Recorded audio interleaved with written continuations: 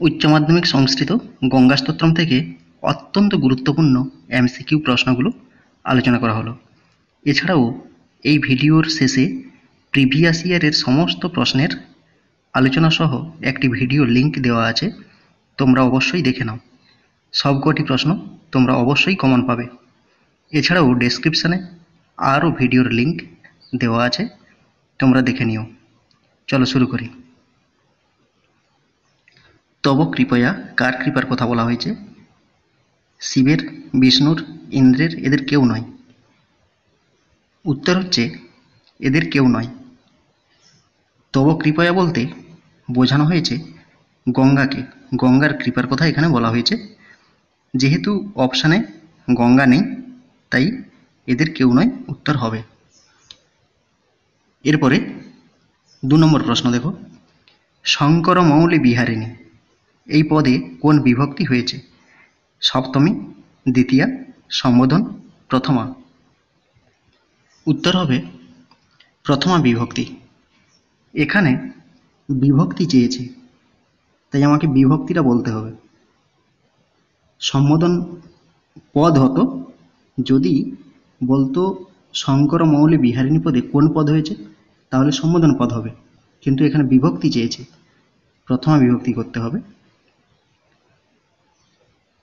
এরপরে 3 নম্বর প্রশ্ন হচ্ছে, মৌলি শব্দের অর্থ কি?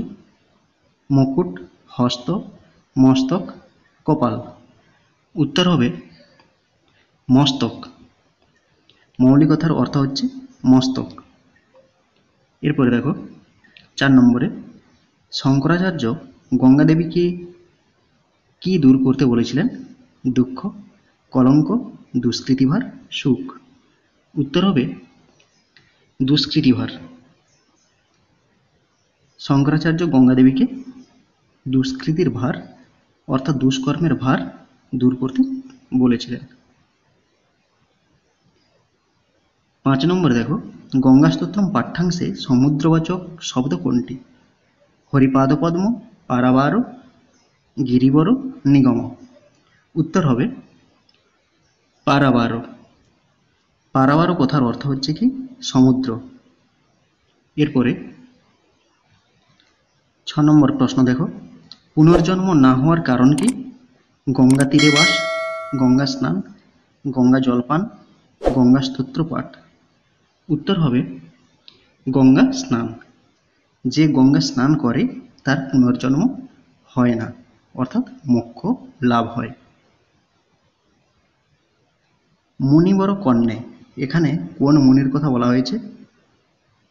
জন্যমুনি, অত্রি, বিশ্বামিত্র, বশিষ্ঠ। উত্তর হবে জন্যমুনি। মুনি কথার অর্থ হচ্ছে কি? ঋষি।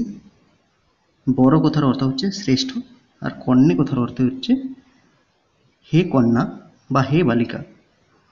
এখানে মুনি বড় মানে মুনিদের মধ্যে শ্রেষ্ঠ যিনি, জন্যমুনি। আর জন্যমুনির কন্যাকে গঙ্গা। এরপরে গঙ্গা স্তোত্রম পাঠ্যাংশে বড় কথার অর্থ কি? একটু আগে বললাম, বড় মানে হচ্ছে শ্রেষ্ঠ, পাত্র, দেবতা, আশীর্বাদ। উত্তর হবে শ্রেষ্ঠ। বড় কথার অর্থ হচ্ছে শ্রেষ্ঠ। তমসি গতির মম এখানে একমাত্র গতি কে? হরি, শঙ্করাচার্য, গঙ্গা, শঙ্কর। উত্তর হবে গঙ্গা।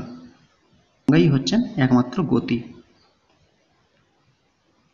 বসুধা হারে কাকে বলা হয়েছে? সপ্ত সিন্ধুকে, গঙ্গাকে, ভারতবর্ষকে, পর্বতমালাকে। উত্তর হবে গঙ্গাকে। বসুধা হার বলতে গঙ্গাকে বোঝানো হয়েছে। যম কাকে দেখতে অসমর্থ? অর্থাৎ যম কাকে দেখতে পান না? প্রাণীকে, রোগীকে, গঙ্গার ভক্তকে, পূজারীকে। উত্তর হবে গঙ্গার ভক্তকে। যে গঙ্গার প্রকৃত ভক্ত যম তাকে দেখতে পায় না। এরপরে ত্রিভুবনে ধন্যা কে? ভগীরথ, রাম, গঙ্গা, পৃথিবী। উত্তর হবে গঙ্গা। গঙ্গা হলেন ত্রিভুবন খ্যাতা বা ধন্যা। ত্রিভুবন মানে কি? স্বর্গ, মর্ত ও পাতাল। শ্রী গঙ্গাস্তোত্রম কাব্যে মোট কয়টি শ্লোক আছে? 10টি, 12টি, 13টি, 14টি। উত্তর হবে 14টি। গঙ্গাস্তোত্রমে মোট 14টি শ্লোক আছে, তার মধ্যে 10টি শ্লোক আমাদের পাঠ্যাংশে আছে। স্তোত্র শব্দের ধাতু কোনটি?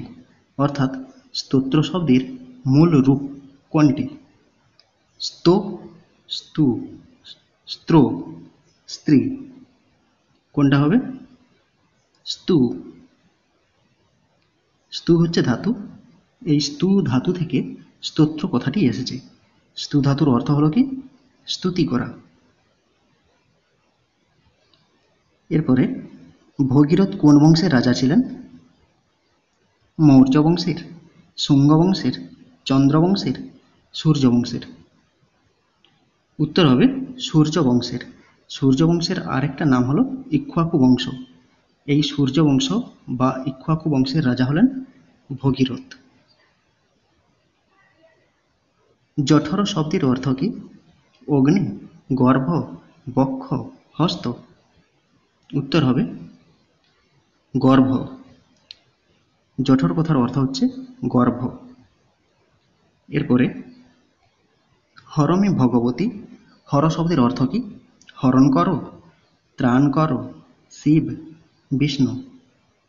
উত্তর হবে হরণ করো। হর কথার অর্থ শিব, কিন্তু এখানে হর কথার অর্থ হবে হরণ করো। হরমে ভগবতী অর্থাৎ যত দুঃখ কষ্ট যন্ত্রণা আছে, হে মা গঙ্গা তুমি হরণ করো। জলমহিমা নিগমে খ্যাতঃ।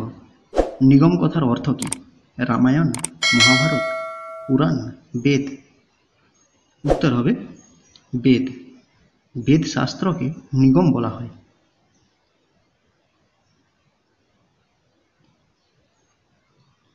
তং দ্রষ্টুং ন যমঃ শক্তঃ। এখানে অব্যয় কোনটি? তং, দ্রষ্টুম, যমঃ, শক্তঃ। উত্তর হবে দ্রষ্টুম। দৃশ যুক্ত তুমুন, দ্রষ্টুম। এই তুমুন প্রত্যয়ান্ত শব্দগুলো হচ্ছে অব্যয়পদ। ভবসাগর, ভবসাগর কথার অর্থ কি? ভবের সাগর, ভাবের সাগর, সংসার সাগর, কোনোটি না। উত্তর হবে সংসার সাগর। ভবসাগর কথার অর্থ হচ্ছে সংসার সাগর বা সংসার সমুদ্র।